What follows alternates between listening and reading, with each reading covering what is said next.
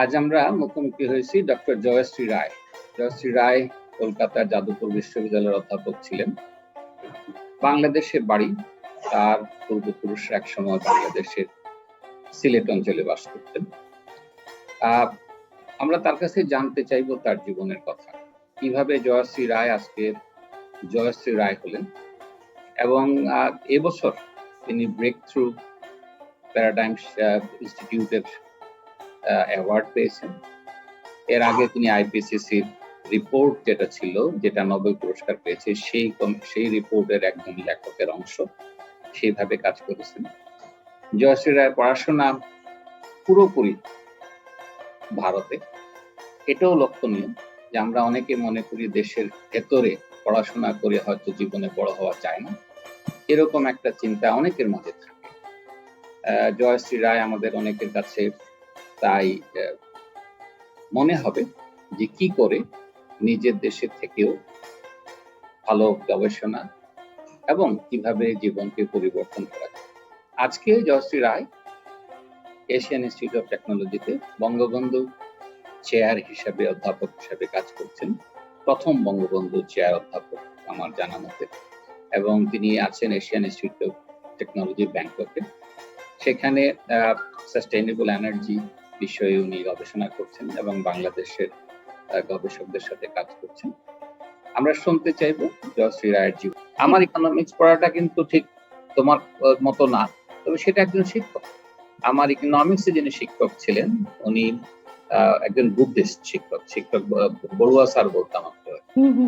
উনি যখন ইকোনমিক্স পড়াতেন, এত মজা করে পড়াতেন, তখন আমার মনে হতো যে এই সাবজেক্ট আমি পড়ব। আমার প্রথম চিন্তা ছিল ল পড়ব। বিভিন্ন গল্পে লয়াররা জাস্টিস নিয়ে নাটকে বিশেষ করে তো যখন দেখানো হতো যে মানুষের জীবনের পরিবর্তন জাজদের করা সম্ভব, লয়ারদের করা সম্ভব, তখন আমার সেটাই শখ ছিল। এই শিক্ষকের কাছে যখন ক্লাসে পড়লাম, তখন আমার চয়েসটা বদলাম। তার মানে যে জগৎ চেনা, এই সুযোগটা আমাদের ছাত্রদের থাকা উচিত। এবং আমি এখানে মনে করি যে আমাদের গার্জিয়ানদের উচিত বাইরের জিনিসটা জগৎটা দেখানো, না হলে বুঝতে পারবে না কত ধরনের সাবজেক্ট আছে। সব তো ক্লাস 9, 10, 11, 12 পড়ানোর সুযোগ নাই এখন পৃথিবীতে। না, আমার মনে হয় জানো, ওই যে না জীবনী পড়াটা, আর জীবনী পড়লে তুমি, সে তো বিভিন্ন জন বিভিন্ন ব্যাকগ্রাউন্ডের, তো ওটাও খুব উপকার হয়, এখন আমি বুঝতে পারি। আর ওই যে বললাম, আমাদের এক্সপোজারটা তখন তো ধরো ইন্টারনেট ছিল না, এগুলো ছিল না, কিন্তু আমাদের এক্সপোজারটা ছিল যে সব ভাই বোনরা পড়ছে, সেটা থেকে পড়া, বুঝেছো? এই কয়েকটা জিনিস আমি দেখেছি খুব কাজ করেছে আর কি। আর আরেকটা হচ্ছে যে তারপরে যখন ইকোনমিক্স শুরু করলাম, তারপরে যখন আমি ধরো ওখানে শিলংয়ে তখন লেডিকিন গার্লস কলেজ বলে একটা কলেজ ছিল, সেটাতে আমি ভর্তি হলাম। তো ওখানে যারা পড়াতেন শিক্ষকরা, এখন ভাবি যে তারা না খুব প্রাণ দিয়ে পড়াতেন, তারাও বোধহয় সাবজেক্টটা ভালোবেসে পড়াতেন। আমার মনে আছে যে আমরা একটুখানি যারা বেশি ইন্টারেস্ট নিতাম সাবজেক্টটাতে, দেখছেন আমরা বেশ ক্লাসে ভালো করছি, এখনো আমার মনে আছে আমাদেরকে না ক্লাসের বাইরেও অনেক সময় ডেকে নিয়ে বলতেন, লাইব্রেরিতে ডেকে নিয়ে, যে এই বইটা একটু দেখো, তোমার হয়তো ভালো লাগবে। ক্লাসে বলিনি, কিন্তু তোমরা হয়তো একটু অ্যাডভান্স ছাত্রীরা এটা পড়তে পারো। আমাদেরকে করেছেন বাসায় নিয়ে গিয়ে বলছেন এই বইটা নিয়ে যাও, মানে আমি ক্লাসে পড়াই নাই, কিন্তু এই বইটা তুমি নিয়ে যাও। এটা কিন্তু শিক্ষকদের একটা বিশাল কাজ, এবং এই সুযোগটা যদি না থাকে, আমার কাছে কেন যেন মনে হয় এই ছোটখাটো কন্ট্রিবিউশনকে আমাদেরকে এই জায়গায় এনে দিয়েছে। আমরা যেখানে আসছি, এটা কিন্তু একার কন্ট্রিবিউশন না, সব মিলাম। না না না না, ওই জন্যই বলছি, মানে it has very profound contribution from multiple things. So আমি সেই জন্যই ফিরে দেখে যখন আমি দেখি যে আচ্ছা, ওগুলো আমাকে এত উদ্বুদ্ধ করেছিল। আর ওই যে তুমি বললে না যে মানে নিজের ভালোবাসার জায়গা, সেটা হচ্ছে আমরা ভাবি যে আমাকে শুধু ব্রেন দিয়ে পড়তে হবে, না, আগে হৃদয়টাকে দিতে হবে, আগে হৃদয়টাতে ওই পড়াটাকে জায়গা দিতে হবে, তারপর ব্রেন কাজ করে। কিন্তু এটা আমি আজকাল ফিল করি, you have to feel first and then you can think. So thinking doesn't come just from brain, এটা আমি একটা আজকাল একটা অনুভূতির জায়গা হয় আর কি। তো তারপরে আমি বলবো যে যখন ইকোনমিক্স ওখানে পড়লাম, সত্যি ভীষণ ভালো লাগলো। আমি কলেজে প্রথম ক্লাস 12 ইকোনমিক্স পড়লাম, পড়ে খুবই ভালো লাগলো। তারপরে আমরা অনার্স নিলাম। আমার মনে আছে আমি ইকোনমিক্সও খুব ভালো করেছি, আবার সংস্কৃত যেহেতু আমাদের পড়তাম, ফলে সংস্কৃত তো খুব ভালো করেছি। তো দুদল মাস্টারমশাই ভীষণ ভালো পড়াতেন, আমাদের যে মাস্টারমশাইরা পড়াতেন। তো দুদলই টানাটানি করছেন যে কোন সাবজেক্টটাতে অনার্স নিয়ে পড়বো আন্ডার গ্রাজুয়েট। তখন আমরা ঠিক করলাম যে না, আমরা ইকোনমিক্সটাই নেবো। তো ইকোনমিক্স কেন না, তখন একটা চিন্তা ছিল যে ও না, অ্যাডমিনিস্ট্রেটিভ সার্ভিসে যেতে পারি, তখন একটা জীবিকার চিন্তাও আসছে, অ্যাডমিনিস্ট্রেটিভ সার্ভিসে যেতে পারি, ইন্ডিয়ান অ্যাডমিনিস্ট্রেটিভ সার্ভিস, ফলে হয়তো ইকোনমিক্সটা পড়া ভালো। তো তখন ওই রকম চিন্তা ভাবনা করে, বা আরেকটা জিনিস তখন মনে থাকবে, তখন হচ্ছে ব্যাংকের চাকরি রমরমা আমাদের ভারতে। হ্যাঁ, তো তখন ন্যাশনালাইজড হচ্ছে ইন্ডিয়ান ব্যাংকগুলো। হ্যাঁ, তো তখন আমরা ভাবলাম যে আচ্ছা, তাহলে ওটাও আর একটা সুযোগ আছে। পড়ে টরে ইকোনমিক্স তো দেখলাম যে আচ্ছা, একটা পেশার দিকটাও আমাকে তুলে ধরবে। তো যাই হোক, ইকোনমিক্স যখন পড়লাম, যখন আরো ভালো লাগতে শুরু করলো, মাস্টার্স লেভেলে পড়লাম, তখন আমাদের শিলং এ ইউনিভার্সিটি হয়ে গেছে। তখন আর গুয়াহাটিতে গিয়ে ইউনিভার্সিটিতে পড়তে হয় না, তখন ইউনিভার্সিটিতে পড়ছি। ইউনিভার্সিটিতে আমাদের একটা খুব ইন্টারেস্টিং ছিল, যেহেতু প্রথম ইউনিভার্সিটি, সারা ইন্ডিয়া থেকে না খুঁজে খুঁজে প্রফেসরদেরকে নিয়ে এসে গোড়াপত্তন করা হয়েছিল ইউনিভার্সিটিটা। তো আমাদেরকে পড়া, স্পেশাল গেস্ট লেকচার দিতে, সেন্ট্রাল ইউনিভার্সিটি ছিল, স্পেশাল গেস্ট লেকচার দিতে বিভিন্ন ইউনিভার্সিটির প্রফেসররা আসতেন। কোন ইউনিভার্সিটির নামটা কি ছিল তোমাদের? North eastern hill university. North eastern hill. North eastern, গিয়েছি, হ্যাঁ, আমি গত 2 বছর আগে ওদের রেস্ট হাউসে ছিলাম। আমার ইউনিভার্সিটি গিয়েছি। হ্যাঁ হ্যাঁ, তো ওই নর্থ ইস্টার্ন হিল ইউনিভার্সিটিতে, হ্যাঁ ওইটা তো এখন অন্য জায়গায় চলে গেছে। আগে আমাদেরটা ময়ূরভঞ্জ রাজার, ত্রিপুরার ময়ূরভঞ্জ রাজার বাড়ি ছিল একটা, সেই বাড়িটা দিয়ে দেওয়া হয়েছিল ইউনিভার্সিটিতে। তো ওইখানে আমাদের ইকোনমিক্স ডিপার্টমেন্ট ছিল। আমার এখনো মনে আছে, এটা একটা মানে, এটা একটা খুব যুগান্তকারী একটা জিনিস আর কি আমার জীবনে ভাবি। তখন মাস্টার্সে ভালো পড়াশোনা করছি, মানে ভালোবেসে পড়ছি, ফলে ভালো করছি, মাস্টারমশাইরা বলছেন যে আমরা শিখছি, এবং অনেক অনেক জায়গায় অনেক কিছুতে সেমিনার দেওয়াচ্ছেন, এই দেওয়াচ্ছেন, সেই দেওয়াচ্ছেন, এনকারেজ করছেন, সেটা আমাদের ভালো লাগছে। তো তখন প্রফেসর কে এল কৃষ্ণা দিল্লি ইউনিভার্সিটি থেকে আমাদের নর্থ ইস্টার্ন হিল ইউনিভার্সিটিতে এসেছেন, 3 দিন লেকচার দেবেন। একটা প্রডিউসার্স বিহেভিয়ারের উপর একটা লেকচার দেবেন।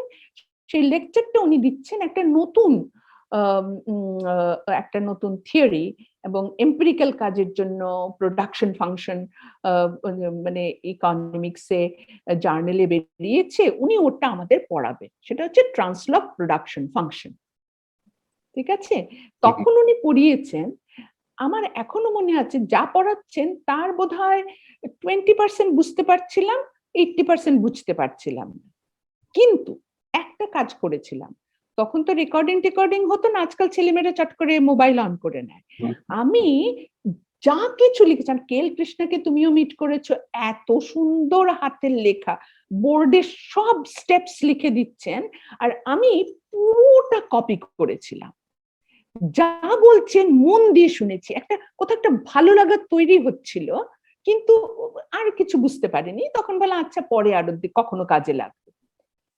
পরে আমি যখন শিলংয়ে মাস্টার্স কমপ্লিট করে পিএইচডি করব, তখন আমাদের বাড়িতে, মানে আমার দাদারা সবাই কলকাতার দিকে চলে এসেছে, যাদবপুর বিশ্ববিদ্যালয়ে ইঞ্জিনিয়ারিং পড়ছে। তখন মা ভাবলেন, আর শিলংয়ে আমরা 2 বোন আর মা, তো মা ভাবলেন না, আমরা এবার কলকাতার দিকে চলে যাওয়া উচিত। এই প্রসঙ্গে একটা বলি, আমার মা কলকাতায় বড় হয়েছিলেন, কলকাতায় জন্ম, কলকাতায় মানুষ, আর বিয়ের পরে সিলেট গেছিল। আচ্ছা আচ্ছা, হ্যাঁ, তো মা কলকাতার জন্য একটা অন্য আছে, আর আমার মামার বাড়ি কলকাতায়। আমার দাদু তখনকার দিনের ওই পোর্ট ট্রাস্টের ইঞ্জিনিয়ার ছিলেন। উনি কলকাতায়, তখন যেহেতু পোর্ট তৈরি হচ্ছে, তখন উনি দেশ থেকে, সিলেট থেকে কলকাতায় চলে এসেছিলেন। তাই দাদুর বাড়িটা আমার কলকাতায় ছিল। আর দাদুর বাড়িটা ছিল যেই দেশ থেকে কেউ আসতো সেই বাড়িতে আসতো, মানে একটা বড় বাড়ি ওরকম। তো মায়ের কলকাতায় যাওয়ার তো একটা অন্য কারণ ছিল, তখন বললেন যে তাহলে আমরা কলকাতা চলে যাই, ছেলেরাও সব ওখানে চলে গেছে, তো আমরা কলকাতা শিফট করে গেলাম তখন 1979-এ। তো তখন আমি যাদবপুর বিশ্ববিদ্যালয়ে পিএইচডি করব ঠিক করলাম। তখন যাদবপুর বিশ্ববিদ্যালয়ে তখন প্রফেসর অম্বিকা ঘোষ ছিলেন। তখনকার দিনে আমি সোজা ঢুকে গেলাম ওনার ঘরে, গিয়ে বললাম আমি পিএইচডি করব, শিলং থেকে এসেছি, আপনি কোনো সাজেশন দেবেন? তখন উনি আমাকে অপেক্ষা করতে বলে টলে তারপরে আমাকে আমার যে মাস্টারমশাই ছিলেন প্রফেসর দেবেশ চক্রবর্তী, উনি তখন সদ্য আমেরিকা ফেরত, তখন উনি বললেন তুমি ওনার কাছে কাজ করো। তো উনি আমাকে প্রথম দিন বললেন কি নিয়ে কাজ করবে? আমি বললাম আমি এই তো পিএইচডি করব বলেই এসেছি, তো যে বিষয়টা বলবেন যে এখন আধুনিক আমি সেটাই করব। আমার কোনো চয়েস রাখিনি। উনি আমাকে এখনো মনে আছে, উনি ইউএস থেকে মানে প্রচুর তখন জেরক্স করে নিয়ে এসছেন জার্নাল আর্টিকেল। উনি বললেন এত গাদা, হ্যাঁ, আমাকে ধরিয়ে দিয়ে বললেন এটা নতুন বিষয়, আমেরিকায় এখন নতুন কাজ হচ্ছে, তুমি পড়ে দেখো কিছু বোঝো কিনা। তো ওই যে বললাম পড়তে গিয়ে মাথার উপর দিয়ে অর্ধেক যাচ্ছে, কিন্তু মোস্ট ইন্টারেস্টিং সমস্ত পেপার ছিল on translog production function in energy sector. মানে সেই পুরনো এটা কাকতালীয় ভাবা যায়। হ্যাঁ, আর আমি শিলং থেকে যখন চলে আসি কলকাতায় সব নোট টোট সব নিয়ে এসেছিলাম। আমি যেই দেখলাম translog production function in energy sector, আর পড়ে দেখছি আরে ইন্ডাস্ট্রি এনার্জি সেক্টর নিয়ে সব দেশে কথা হচ্ছে, তাহলে আমার দেশের কি অবস্থা? তো আমার দাদা তখন সিমেন্টসে চাকরি করে, তখন আমি ইঞ্জিনিয়ার। তখন ওকে আমি জিজ্ঞেস করলাম যে আচ্ছা এরকম শুনছি তো ইন্ডাস্ট্রিতে কি হচ্ছে? সেই ও বলে হ্যাঁ। ফিজিক্সের দাদা, ফিজিক্স পড়ার না সে না, ফিজিক্সের দাদা না, এ হচ্ছে আমার মেজদা, যে মেজদা। ইঞ্জিনিয়ারিং পড়েছিল, ইলেকট্রিক্যাল ইঞ্জিনিয়ারিং পড়েছিল। তো ও তখন সবে জার্মানি ফেরত, তখন ও বলল আরে এগুলো নিয়েই তো আমরা কথা বলছি, কি করে এনার্জি এফিশিয়েন্ট হতে পারে ইন্ডিয়ান জার্মান ইন্ডাস্ট্রি, এগুলো ওরা নানান রকম গবেষণা করছে। আমলাম আরে এই তো দেখি একদম এই জিনিস। আর ট্রান্সলগ প্রোডাকশন ফাংশন কঠিন জটিল একটা প্রোডাকশন ফাংশন, তখন একটা লেখা তার মানে জোর্গেনসনের পেপারটা আমাকে পড়তে দিয়েছেন পুরো, তার মধ্যে ডেরিভেশন আছে। আমার ফিজিক্সের দাদা তখন ও পিএইচডি করছে, ওকে ও রেডিও ফিজিক্সে পিএইচডি করছে কলকাতা ইউনিভার্সিটিতে। তখন ওকে বললাম তুই এই ইকুয়েশনটা বুঝতে পারছিস, একটু ভালো করে বোঝা তো ট্রান্সেন্ডেন্টাল ফাংশনটা কি। ও আমাকে তখন ওটা বুঝিয়ে বলল যে what transcendental function means, how you go beyond parametrization and how you get there। মানে ওই যে একটা কনসেপচুয়াল জিনিস ঢুকিয়ে দিয়েছিল একটা অঙ্কের মধ্যে, অঙ্কটা শুধু ডেরিভেশন না, ওটার একটা আমাদের এটা একটা বিশাল প্রবলেম যে আমরা অঙ্ককে ডিরাইভেশন মনে করি। অঙ্ককে একটা এক্স্যাক্টলি। ভাষা, অঙ্ককে একটা ভাষা, কথাটাকে এমন ভাবে বলা যায় যে এটা বলা হয় নাই কিন্তু বলা হয়েছে, এরকম একটা ভাষা। এই ভাষাটা না বুঝলে আসলে ম্যাথমেটিক্স পড়ার কোনো ভ্যালু নাই আমার কাছে। এক্স্যাক্টলি। আমার দাদা যে ফিজিক্স পড়ে, মানে ও না খুব মানে নিজের জায়গায় খুব দিকপাল লোক আর কি, মানে অনেক কাজটা অনেক গবেষণা করেছে, অনেক কিছু করেছে। তো ও ও আমাকে বলল যে এই অঙ্কগুলোকে তোর অন্যভাবে বুঝতে হবে, তা না হলে তুই অ্যাপ্লাই করতে পারবি না। কারণ ও থিওরি গুলোকে অ্যাপ্লাইড ফিজিক্স সে কাজ করতো, রেডিও ফিজিক্সের ও অনেক কিছু কাজ করেছে, ম্যাথমেটিরিয়াল ইত্যাদি নিয়ে কাজ করেছে। তখন ওই একটা ইন্টারেস্ট ঢোকাল যে how to C the story behind this equations, এবং তাহলে আমি কি করে লিখবো আমার ইকুয়েশনটা এবং আমার ইন্ডিয়ান ইকোনমির জন্য। তখন আমি বুঝলাম যে আমার ওই বললাম আমার পরিবারে ওই সবার কাছ থেকে আমাদের একটা খুব ইম্পর্টেন্ট একটা ওই কানেকশনটা খুব কাজ করেছে আর কি। ওর ইঞ্জিনিয়ারিং, ইলেকট্রিক্যাল ইঞ্জিনিয়ারিং, ইন্ডাস্ট্রির জলজ্যান্ত অভিজ্ঞতা, তখন সব মডার্ন কি হচ্ছে টেকনোলজি, এই দাদা ফিজিক্স নিয়ে কাজ করছে, যে ইকোনমিক্স নিয়ে পড়েছে সে কস্ট অ্যাকাউন্টেন্ট হয়েছে, ফলে সে ইন্ডাস্ট্রিগুলোতে কি ধরনের অ্যাপ্লিকেশন হচ্ছে সেগুলো বলছে। তো এইগুলো থেকে আমাদের নিজেদের মধ্যে অনেক আলোচনা হতো। তখন আমি দেখলাম যে আচ্ছা এইটা নিয়ে আমি তাহলে গবেষণা করাই উচিত, তাহলে আমার ইন্ডিয়ান ইন্ডাস্ট্রি নিয়ে কাজ করব। করে আমার কিন্তু ইন্ডিয়ান ইন্ডাস্ট্রি নিয়ে কাজ করার শুরু।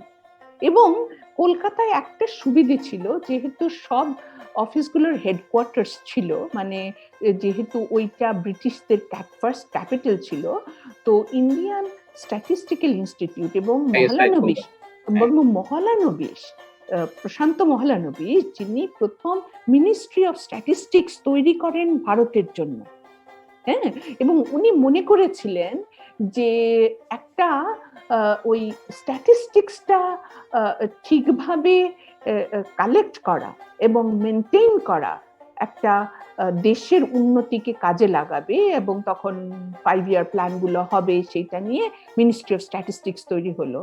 তো ইন্ডিয়ান তখন ওই স্ট্যাটিস্টিক্স আমাদের মিনিস্ট্রির সেন্ট্রাল স্ট্যাটিস্টিক্যাল অর্গানাইজেশনটা কলকাতায়, তার অফিসটা এখনো ওটাকে নিয়ে যাবার অনেক চেষ্টা হয়েছে, কিন্তু এখনো কলকাতায়। তো ওইখানে আমার তখন আমার সুপারভাইজার বললেন, ইন্ডাস্ট্রি নিয়ে কাজ করবে, তাহলে তুমি একবার সেন্ট্রাল স্ট্যাটিস্টিক্যাল অর্গানাইজেশনে গিয়ে দেখো কিছু ডেটা পাও কিনা। আমি গিয়ে দেখি জাবদা ওই রিপোর্ট গুলো, অ্যানুয়াল সার্ভে অফ ইন্ডাস্ট্রিজ থরে থরে সাজানো। আর আমি তখন দেখছি ওইগুলোকে উল্টে পাল্টে যে কত খনি, মানে মাইন্স অফ ইনফরমেশন, এবং তারপরে ব্যাকগ্রাউন্ড গুলো পড়ে দেখলাম যে industrial classification, international industrial classification, সেই অনুযায়ী সমস্ত ডেটা ক্লাসিফাইড। ফলে ইন্ডিয়ার ডেটা আমি ইন্টারন্যাশনাল ডেটার সাথে কম্পেয়ার করতে পারবো। মানে আমার কাছে, আমি এখনো ভাবি, নহলে ওই ডেটা দেখলে আমরা ভাবি কি আছে, দিস ড্রাফট, কিন্তু ওই যে বললাম, আমি তার ভেতরে গল্পটা বুঝতে চেষ্টা করতাম। আর আমি না যে কোনো বইয়ের প্রিফেস আগে পড়ে ফেলি, আমি বইটা পরে পড়ি, আমি মুখবন্ধটা পড়ি, কি লিখেছে প্রিফেসে, কি লিখেছে। ওই যে অথরের প্রিফেসটা লেখা না, ওটা একটা সাংঘাতিক, ওটা ভীষণ ভালো লাগে আমার পড়তে। আমি স্ট্যাটিস্টিক্স এর ওই প্রথম প্রিফেস গুলো পড়ে ফেললাম বইগুলো, আর আমার কাছে তখন ওই সংখ্যাগুলো একটা গল্প বলছে, জানি যে ওখানে এত কয়লা লাগছে, এত তেল লাগছে, এত ইলেকট্রিসিটি লাগছে, এবং তারপরে ওখানে এত মানুষ লাগছে, তার মধ্যে কজন ডেইলি ওয়ার্কার, কজন পার্মানেন্ট ওয়ার্কার, হ্যাঁ, ক্যাপিটাল ইনভেস্টমেন্ট, বিল্ডিং কত ইনভেস্টেড হচ্ছে। আমি দেখছি যে আরে, আমি ইকোনমিক্সের যেগুলো production function, labour, capital, energy, material পড়েছি, কিন্তু এখানে সব সাজানো ডেটা। হ্যাঁ, আমার মনে আছে, আমরা তো চিটাগং এ পড়াশোনা করছি, চিটাগং ইউনিভার্সিটিতে। তখন ঢাকাতে ব্যুরো অফ স্ট্যাটিস্টিক্স এর একটা ছোট্ট অফিস ছিল, যেখানে লাইব্রেরি ছিল। আমরা চিটাগং থেকে লাইব্রেরিতে চলে আসতাম। আমি পড়তাম প্রিফেসের বাইরে আরেকটা জিনিস পড়তাম, সেটা হচ্ছে মেথোডোলজি। এই ডাটাগুলো জিনিস, মানে একটা জিনিস বলা হচ্ছে, এটা মনে কর তুমি বলছো কয়লা, বাট কয়লাটা আসলে কি, কিভাবে ডিফাইন করলো, কিভাবে মেজার করলো, এই যে জিনিসগুলো, এগুলো কিন্তু ছাত্রদের জ্ঞানার্জনে, বিশেষ করে বোঝার জন্য কাজে লাগে। এবার বলো তোমার বঙ্গবন্ধু প্রফেসরশিপে, কারণ বাংলাদেশের এটা আমার কাছে কাকতালীয় মনে হলো। আমি জানতাম তুমি যখন গেলে, আমি শুরু থেকে জানি এটা। তো এটা আমাদের কাছে একটা বিশাল জিনিস, মানে এই যে প্রথম বঙ্গবন্ধু চেয়ার প্রফেসর আমরা গভর্নমেন্ট অ্যানাউন্স করবো, এবং সেখান থেকে তুমি যাদবপুর বিশ্ববিদ্যালয়ের চাকরি থেকে ছুটি নিয়ে, সম্ভবত আমার জানা মতে ছুটি নিয়ে এখন আইআইটিতে আছো। এখন এইখানে বাংলাদেশের সাথে তোমার কি কাজ? Please subscribe to this channel to receive updates on new videos.